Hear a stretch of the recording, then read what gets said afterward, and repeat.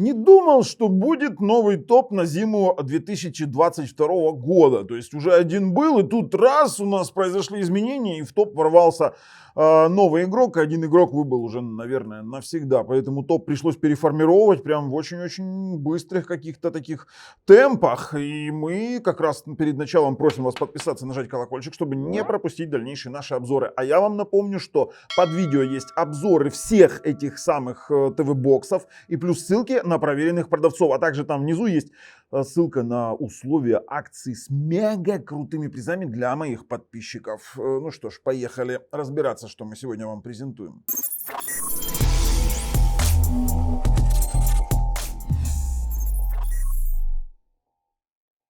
Ох, Tynix TX9S навсегда покидает топ-5 нашего канала, потому что его уже практически нигде нет. Продавцы абсолютно неизвестные, у которых абсолютно его нет в наличии. Они просто выставили по ценам TX9S от 70 до 125 долларов.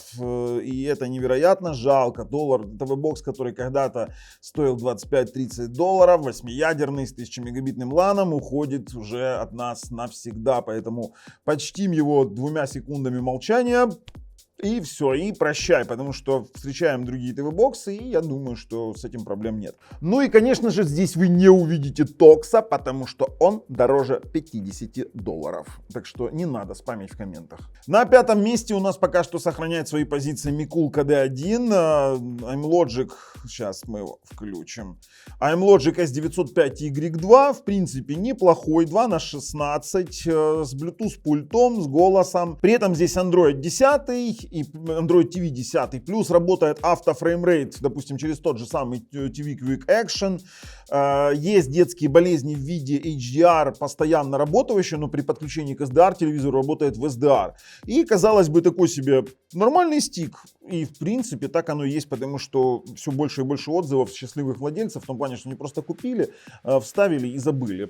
Здесь нет сертификации Netflix, к сожалению, потому что если бы была сертификация Netflix, вообще было бы отлично. Но есть сертификация Ivi, есть сертификация, допустим, для других стриминговых сервисов, Кинопоиск HD работает. В принципе, такой себе стик, советую посмотреть мой обзор.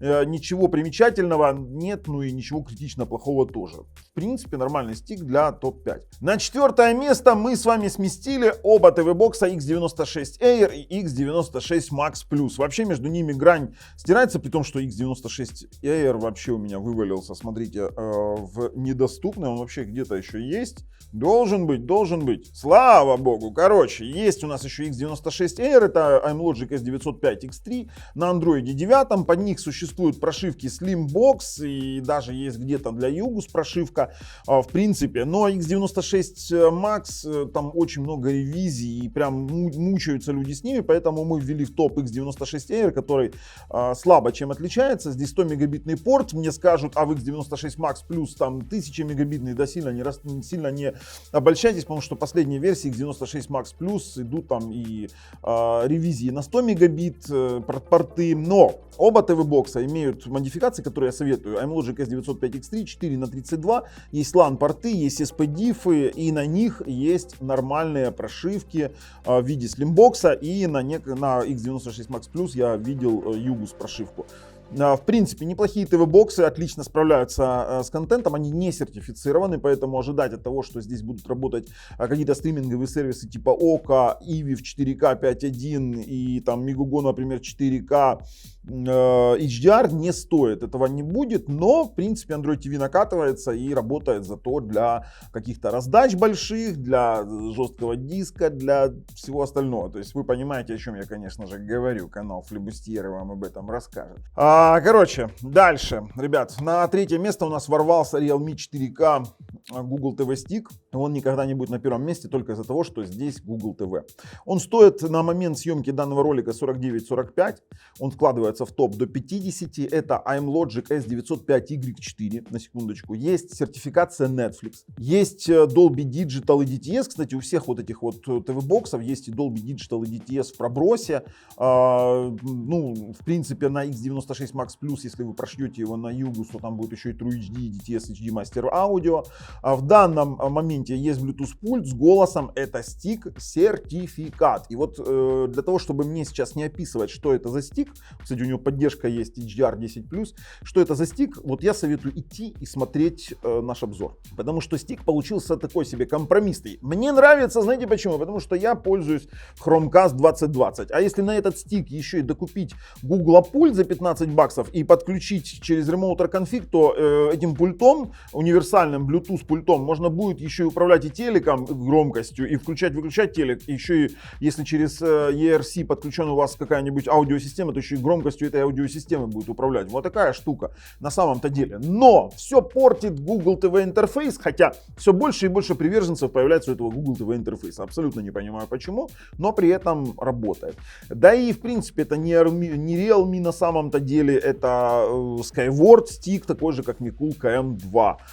Плюс здесь есть опция отключаемого HDR, можно переставлять в SDR и обратно в HDR, плюс поддержка SDR контента. Очень крутые сетевые модули, по 400 мегабит лупит на Wi-Fi 5 ГГц, просто нормальный обыкновенный стик до $50 из Китая, на секундочку. Давайте так, второе место, AX95DB, ребят, не принимаются никакие апелляции про новую ревизию, под эту ревизию уже существуют прошивки, я в прошлом топе это рассказывал, поэтому абсолютно никаких проблем нет. Здесь процессор S905X3B, который поддерживает BDMV и BDSO, у которого есть поддержка Dolby именно в декодере. Есть версия, вот я советую брать 4 на 64, это чересчур. Из Китая, во-первых, она будет стоить больше 50. 4 на 32 будет стоить вам $47. За $47 вы получите, я же говорил уже, 905X3 процессор, Mali G331MP, Android 9, прошивку. Да, здесь 100 мегабитный LAN. 100 мегабитный LAN, поэтому это второе место.